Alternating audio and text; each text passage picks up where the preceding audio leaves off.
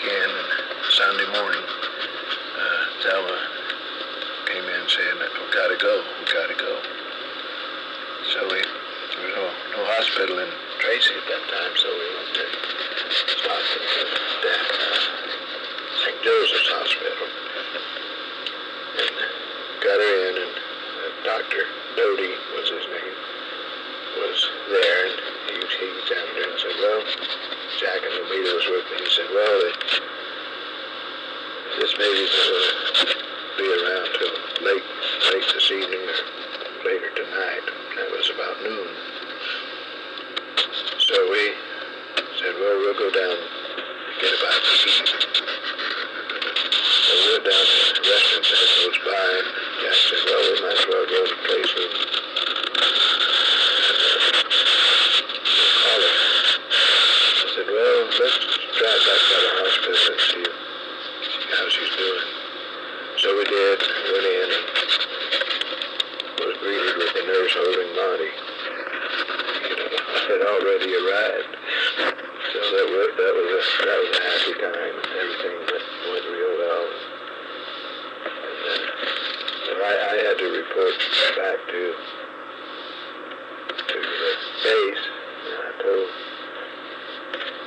Lieutenant Togan that my son was born. He said, well, you need some time off. I said, well, not till she comes home from the hospital. I'll need to be there to help. He said, well, let me know. So I did. He gave me a 9-day leave. That was really great. Things were going great. I was lucky to get to stay stateside as long as I did. Almost 2 years. Few things happened while I was in the transportation department. 2 other drivers and I were dispatched to pick up 3 fire engines in Oakdale. On our way back to the base, we tried out the sirens. As we came through Escalon and Manteca and Tracy, with 3 sirens wide open, we had all the highway to ourselves. But we got to put on report. I had to give up a couple of liberties. I thought I was going to get to spend all my time in the Navy stateside, so we bought a small house in Tracy on the same street that Jack and Lomita lived on. We paid $600 for it. Then one day, there was Lieutenant Hilton who had been overseas for 6 years. He came to Camp Shoemaker and was assigned to the transportation department. He couldn't stand to see anybody spending all their time in the States, so he began to get replacements for all of us who hadn't been to sea. So I was among the first to go. It was hard to leave Thelma and Monty. We had just found out that Thelma was pregnant with Mike, but the Navy didn't care about that, so I was on my way to the South Pacific. I shipped out on the USS General Mitchell, a big ship built for transporting troops.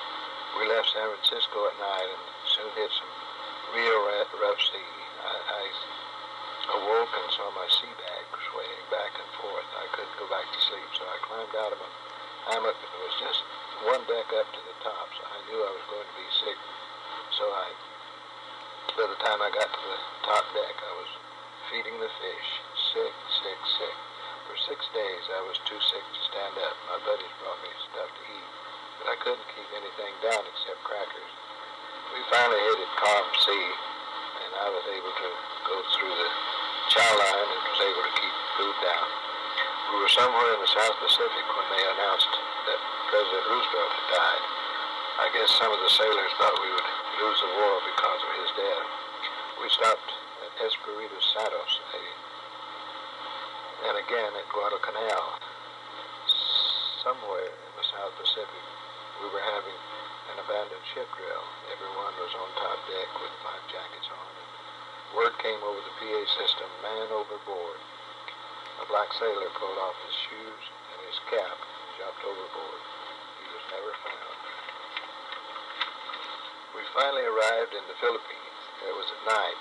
As we went ashore, we were in single file, and they gave each of us a cot and mosquito net and one tent for 5 people. They told us to find a place to pitch our tent. It wasn't very easy in the dark. Luckily, the 4 sailors I was with stumbled onto a platform which was built for tents. We pitched our tent on it and it started to rain. The ones who pitched their tent on the ground got everything soaking wet, sea bags and all. We were high and dry. The next morning, after standing in line a couple of hours for breakfast, we began getting our assignments. I was assigned to a PT base on the island of Samar. It took all day to get there to the PT base in a small craft. I spent about a week at the PT base and was assigned to a ship named the USS Varuna. It was a PT boat tender. It hauled torpedoes and 100 octane gasoline and for the boats.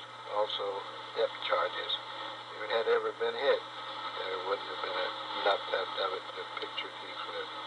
On my birthday, June 20th, 1944, we had anchored in Leyte Gulf. I knew the number of Olin's ship, LST 1030.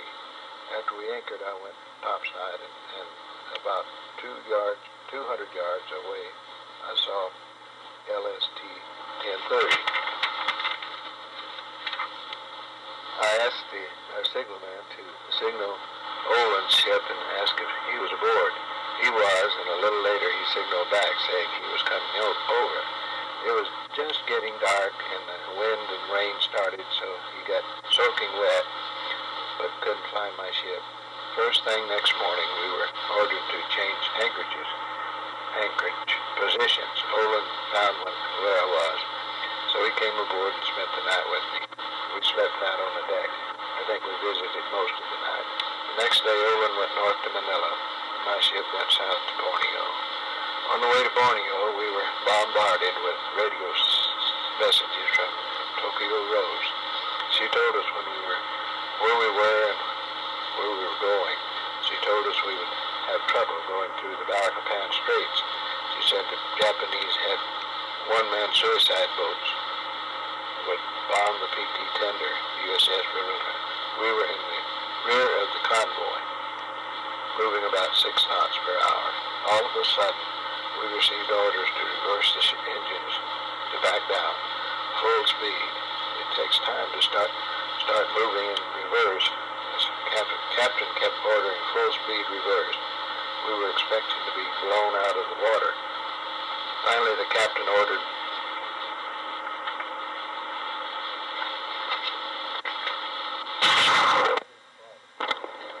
proceed forward.